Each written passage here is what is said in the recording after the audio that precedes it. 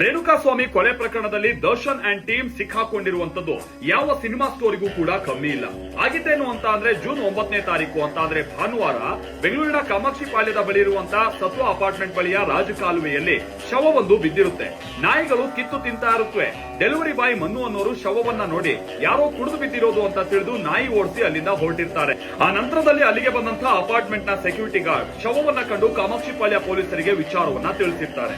ಶವ ಯಾರದ್ದು ಅನ್ನೋದು ತಿಳಿಯದೇ ಇದ್ದಂತಹ ಸಂದರ್ಭದಲ್ಲಿ ಕಾಮಾಕ್ಷಿ ಪಾಳ್ಯ ಪೊಲೀಸರು ಎಲ್ಲ ಠಾಣೆಗಳಿಗೂ ವಿಚಾರವನ್ನ ತಿಳಿಸಿರ್ತಾರೆ.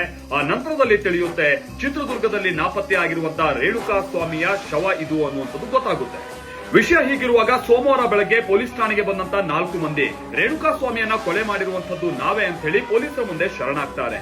ಹಣಕಾಸಿನ ವಿಚಾರವಾಗಿ ಗಲಾಟೆ ಆಯ್ತು. ಆ ನಂತರದಲ್ಲಿ ಕೊಲೆ ಮಾಡಿದ್ವಿ ಅಂತ ಅವರು ಹೇಳ್ತಾರೆ.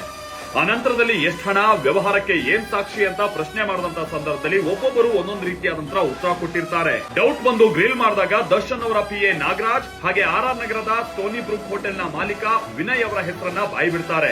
ಅವರಿಬ್ಬರನ್ನು ಕರೆದು ಗ್ರಿಲ್ ಮಾಡಿದಂತಹ ಸಂದರ್ಭದಲ್ಲಿ ಕೊಲೆ ಆದಂತಹ ಸಂದರ್ಭದಲ್ಲಿ ನಿರಂತರವಾಗಿ ಅವರು ಪವಿತ್ರ ಗೌಡ ಹಾಗೆ ದರ್ಶನ್ ಜೊತೆಗೆ ಸಂಪರ್ಕದಲ್ಲಿರೋದು ಗೊತ್ತಾಗುತ್ತೆ. ಕೊಲೆ ನಡೆದಂತಹ ಸ್ಥಳಕ್ಕೆ ಹೋಗಿ CCTV ಫುಟೇಜ್ ಅನ್ನ ಚೆಕ್ ಮಾಡಿದಂತಹ ಸಂದರ್ಭದಲ್ಲಿ ದರ್ಶನ್ ಪದೇ ಪದೇ ಆ ಸ್ಥಳಕ್ಕೆ ಬಂದು ಹೋಗಿರುವಂತದ್ದು ಕೂಡ ಪೊಲೀಸರಿಗೆ ತಿಳಿದು ಬರುತ್ತೆ. ಪವಿತ್ರ ಹಾಗೆ ದರ್ಶನ್ ಅವರ ಡೈರೆಕ್ಟ್ ಇನ್ವಾಲ್ವ್ಮೆಂಟ್ ಈ ಪ್ರಕರಣದಲ್ಲಿರುವಂತದ್ದು ಗೊತ್ತಾಗುತ್ತೆ. Darshan and team ತಗುಲಾಕೊಳ್ಳುತ್ತೆ.